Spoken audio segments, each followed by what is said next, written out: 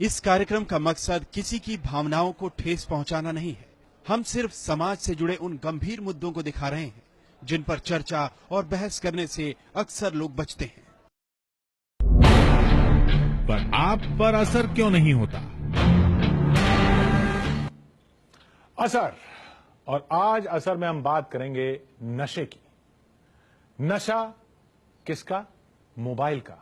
हम मोबाइल के बिना क्यों नहीं रह सकते? आप मोबाइल के बिना क्यों नहीं रह सकते? ये जानते हुए भी कि मोबाइल का ज्यादा इस्तेमाल कितना खतरनाक है, फिर भी क्यों मोबाइल है कि छूटता ही नहीं है। मोबाइल से जुड़े, इस लत से जुड़े हर पहलू पर हम बात करेंगे। लोगों से आपको मिलवाएंगे जिनको ये लत लगी, जिन्होंने इस लत का इलाज करवाया। जी हां, इलाज भी होता है इस लत का। आप ये देखिए कि सरकार ने आज ही मोबाइल इस्तेमाल करने वालों के लिए गाइडलाइंस भी जारी की हैं। तो सोचिए, सरकार गाइडलाइंस क्यों जारी कर रही है? एक सेहत का सवाल है और इसके साथ और भी जुड़े हुए पहलू हैं। सरकार कह रही है सावधान, संभल कर इस्तेमाल करें मोबाइल का, जितना संभव हो मोबाइल को अपने शरीर से दूर रखें। यह खुद सरकार गाइडलाइन जारी कर रही है, जारी की है सरकार ने। कान से मोबाइल को दूर रखने के लिए ईयरफोन या ब्लूटूथ का इस्तेमाल करें।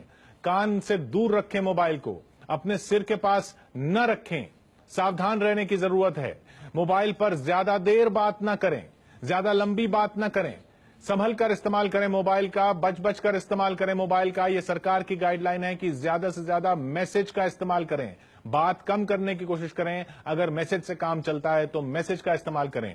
स्पीकर फोन पे बात करें, कान पर लगा के बात न करें। स्पीकर फोन ऑन करें और स्पीकर फोन ऑन करके बात करें। खुद सरकार कह रही है, सोचिए सरकार कह रही है जहां सिग्नल अच्छा हो वहीं बात करें।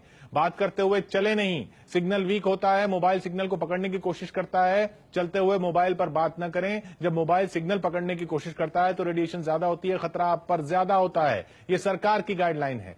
चश्मा पहने हो या सिर गीला हो तब मोबाइल से बात न करें। सिर गीला हो तो मोबाइल से बात न करें, यह सरकार कह रही है। कॉल जब कनेक्ट हो जाए, लग जाए, उसके बाद ही मोबाइल या ईयरफोन को कान के पास लाएं। जब कनेक्ट हो रही हो तब सिग्नल ज्यादा स्ट्रांग होता है, मोबाइल में रेडिएशन का ज्यादा खतरा होता है। और संभव हो तो लैंडलाइन का इस्तेमाल करें। लैंडलाइन में ये रेडिएशन वाले खतरे नहीं है। मोबाइल को शर्ट या पैंट की जेब में न रखें। जेब में न रखें मतलब शरीर के करीब न रखें। शर्ट की जेब में न रखें, पैंट की जेब में न रखें। बच्चों से दूर रखें, रेडिएशन इसका खतरनाक है। रेडिएशन मोबाइल फोन का इतना खतरनाक है, सरकार कह रही है कि बच्चों से मोबाइल को दूर रखें। मरीजों से मोबाइल को कम से कम 6 इंच दूर रखें। मरीज के पास न ले जाएं, मरीज को पहले ही दिक्कत है और रेडिएशन से और ज्यादा दिक्कत हो सकती है। ये खुद सरकार की गाइडलाइंस कह रही हैं।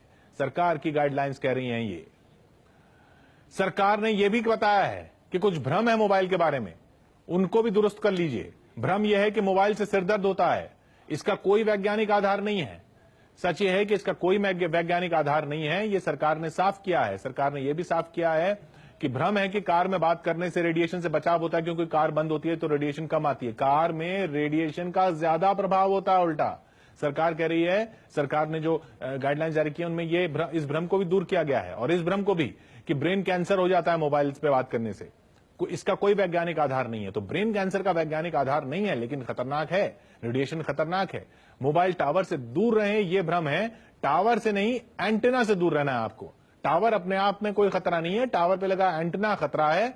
रेडिएशन के कुप्रभाव की जांच नहीं कर रहा है कोई। ये अगर आपको भ्रम है तो ये सरकार ने साफ कर दिया है कि आप ध्यान रखें। WHO, वर्ल्ड हेल्थ ऑर्गेनाइजेशन समेत कई संगठन ऐसे हैं जो जांच कर रहे हैं, और तभी तो ऐसे ऐसे नतीजे निकल रहे हैं, और तभी तो सरकार की तरफ से भी गाइडलाइंस जारी हो रही हैं।